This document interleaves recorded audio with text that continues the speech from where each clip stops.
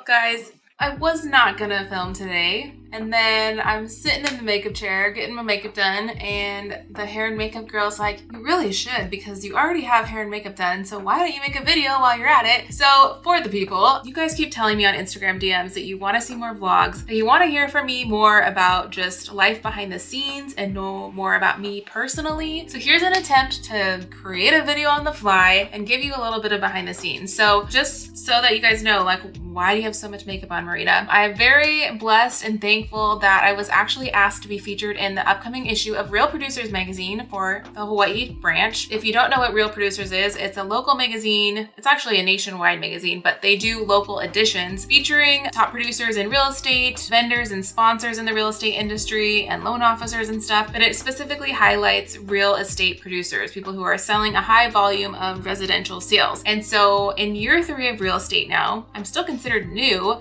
but somehow I've made my way into this magazine and I've been a part of the network as part of the Ferris team. It's very cool that I get to share my story and just a little bit more behind the scenes. So I guess the point of this video is that I'm doing a photo shoot in a couple hours, thus the glam. I wanted to spoil myself and not just be like the regular day-to-day look. If we're gonna be in a magazine, let's get magazine ready. And so that was the intention behind it, but I do feel very special. Is it a lot of makeup compared to the day-to-day? Yes, but does it make me feel like a badass? Yes, so it was 100% worth it. And for this video, let's just kind of break down. I get this asked all the time from people who are starting out in the industry, or maybe they've been doing it, but it just hasn't been working like they thought it would. What does it take to be a top producer? And how do we even define top producers so that it's not some moving benchmark, right?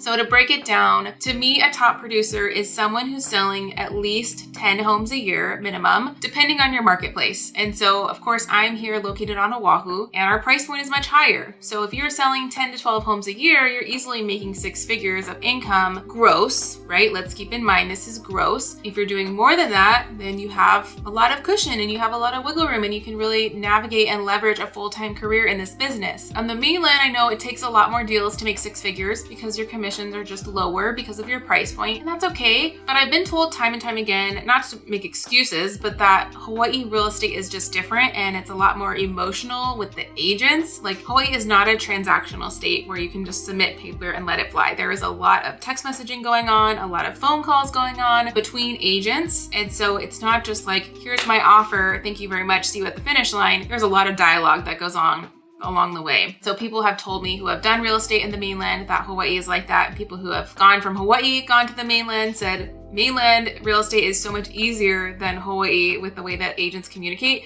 I find that very interesting. But back to the point, right? Let's define, what does high producer mean, right? What do you have to do to become a high producer? What is that benchmark? So in my opinion, it's at least 12 homes a year, 10 to 12, and you're consistently closing at least 1 deal a month. That's how you make a living. If you're a yo-yo agent and you're closing a deal and then you're taking a vacation and you're dilly-dallying or starting something else, and then you happen to get another deal, I wouldn't consider that to be a top producer. A top producer is someone who is a lead magnet machine. They are consistently the rainmaker and they are making the business happen. And then on the flip side, they have that pipeline. They have the skill set and the marketing skills to build out their book of business, not just next month, but 6 months, 9 months, 12 months out in the future. And I already know my pipeline is consistent all the way until the middle of 2024 right now. And today we're in August of 2023. And so how do you do that, right? If I'm someone who isn't there yet, or I want to do that, what are the steps you have to do to become that? And the first thing I have to say is time, structure, and discipline is the number one thing that moves the needle. Is if you treat your business like a business, it will pay you like a business. However, a lot of times I see a mistake that agents make is that they get busy, or the shiny object syndrome, and they don't actually move the needle. They start out with good intentions in the morning, and by the end of the day, they're like, oh, I had such a busy day. I don't even know what I did all day. And they didn't actually do any lead gen, which is the number one thing that moves the needle in your business. And so being able to structure your day to have lead gen time in the morning, which is literally meaning you're not just calling past clients, you're generating new business every morning. That can come in a lot of various different ways. One is if you have a database of leads or you're paying for leads that way. Those are online leads, which we know conversion is about 1%. So out of 100 names that you have to pay for, Maybe one is going to close and the rest of them are the 6-month, 12-month pipeline, okay? The second way you generate leads in this business, online content and marketing.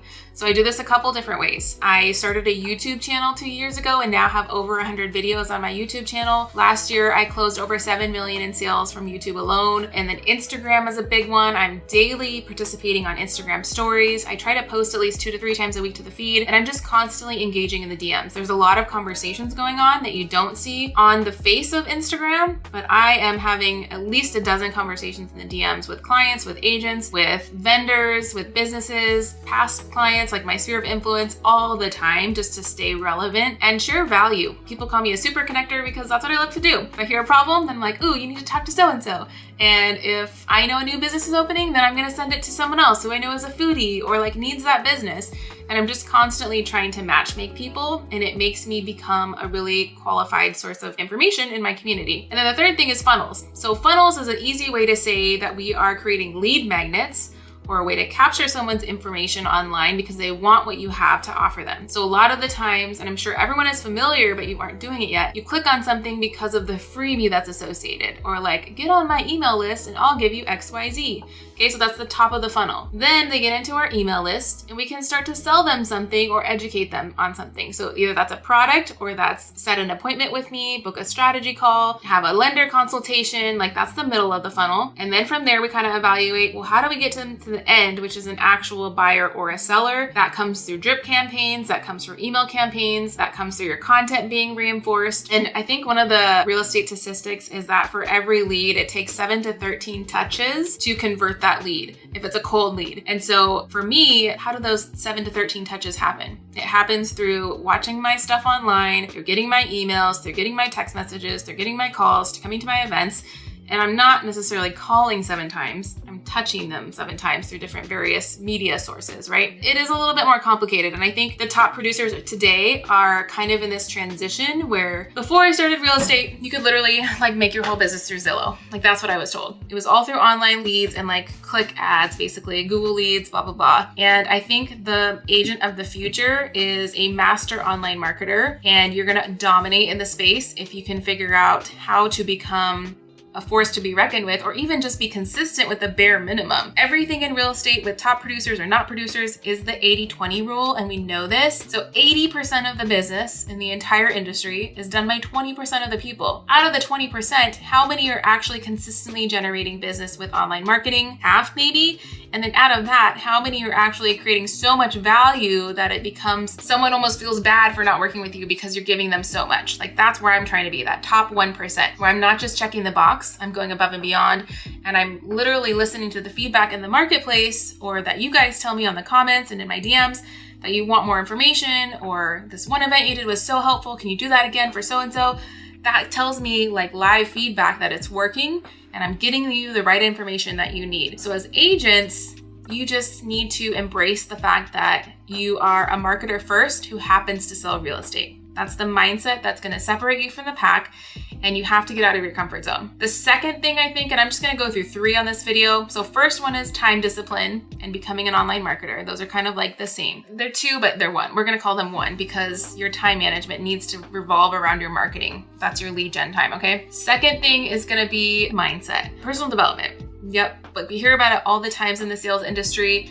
And it's so true. I know I took the DISC profile just recently, which Tony Robbins has a free one on his site. I can link it below if you guys want, but I'm a high I. There's the DISC, and a high I is a high influencer personality. And I didn't used to be that way. But through a lot of learning, through reading dozens of personal development books, through working on healing my inner child, like as woo as that sounds, it really does change your mindset. And I've always found myself to be a highly optimistic person, but I find that I keep going into rooms and getting around people who are not optimistic, and I'm the one giving the encouragement and constantly bringing the room up. And so if that's you and you're feeling like negative and you have a lot of objections all the time and a mentality that there's not enough, and if you say things are too expensive, like there's so many mindset things that we have to absorb and learn. It's a journey. And so you can't just say, okay, I'm going to change my personal development and change my mindset in one day. It's a process, and it takes months and years of practice and improvement and work and failure to grow forward. But it's a huge part of what I do. So I listen to a lot of business podcasts, a lot of business audiobooks, a lot of personal development podcasts, Lewis Howes, like all of them. And it just helps you like pull certain things out of different episodes based on where you are at in your life today. And I think just consistently having those positive voices in your ears and encouraging you to grow is what you need to move the needle forward. So that's going to be number 2. The third thing I want to say that creates top producers today and how to become one is proximity. And what I mean by that is surrounding yourself with people who are a few steps ahead of you, or maybe a lot of steps ahead of you, but they're willing to give you time and effort and energy to get you from where you are today to where you want to go. And you're going to need some hand-holding. You're going to need mentorship. Maybe that's through a free coach like myself. I do coach agents nationwide, and I am open to have a consultation with you to see if that's a good fit for us. Second thing is you can pay for coaching. I have paid for a business coach that's outside of the real estate industry, and I am currently in 3 coaching programs right now. 2 are for agent attraction and for helping scale and build my database of agents to help you guys, because I need to get out of my bubble and I want to help more people. That's the mission behind it. But I'm also struggling and trying to get the motivation, and so I need someone who's done it before me. I need someone who has the success and is willing to pass the playbook down, and so I have to pay to be in that room, right? But it's worth it to me because my vision is greater than my today, and so I'm willing to take the sacrifice of coaching check and my mornings to get that done and like really move the needle. The third way that you can do this is, I think, just plugging into where you're already at. I think so often we might have top producers in your office or wherever you're at, but you're afraid to ask for it, or you just don't know how to approach someone because they're so busy. So it's really just aligning yourself with like-minded thinkers, which realizing that you don't have to do this alone. Real estate can feel super lonely sometimes, and you just need that person to reach out, grab their hand and say, take me with you. I like what you're doing. I want you to teach me what you're doing, and I want to come along for the ride. And so, like I said, the beauty of this is that I do this nationwide, no cost to you guys, by partnering with me and becoming a business partner with EXP. And you can literally get in the room without having to pay anything. And every Friday at 8 a.m., I love on my mentees. They're all brand new. They haven't closed their first 3 yet. So I handhold them through their first 3 deals. We write contracts together, we negotiate together, we create content together, and I'm constantly just trying to give them a million ideas so that they can just stick to one thing and then hold them accountable to actually reach their goals. Because like I said, new agents, shiny object syndrome. You get dropped in the middle of the ocean and you don't know which way to swim because there's so much to do, but it's really about becoming more of an entrepreneur than becoming a realtor. Business hat on, you're not an employee, you are the owner of your own business, and so treating it like that. So I think those 3 things really sums it up to like what creates a top producer today and what it's going to take to be a top producer in 2024. I have to get ready. What time is it? 2:30. So we got to pick up the kids soon. I've got outfits picked out, and then we're going to go do this photo shoot. I will be sure to share it on my social media as soon as we get the article out. But again, I'm just so blessed and thankful that they even asked. I always thought like that's for someone else, not for me. And so the fact that they asked is pretty amazing, and I'm just super thankful. So I'm glad you guys are here for along the ride, and don't be a stranger. I'm gonna link below my Calendly too. If you guys wanna hop on a quick 15-minute call, that's what my calendar link is for, just to see how I can help you get to where you're trying to go and how to make it through this next season, because we know 2022 has been rough for a lot of agents, and I'm proud to say my business has continued to grow this year despite what the market is doing. And so I can only account that on those 3 things, right? I have content and time blocking. I have personal development. What was the third thing I had? Proximity. All 3 of those pillars are in my business and a day-to-day important thing that I focus on in order to grow. So I hope that helps you guys. I will see you next week. Bye.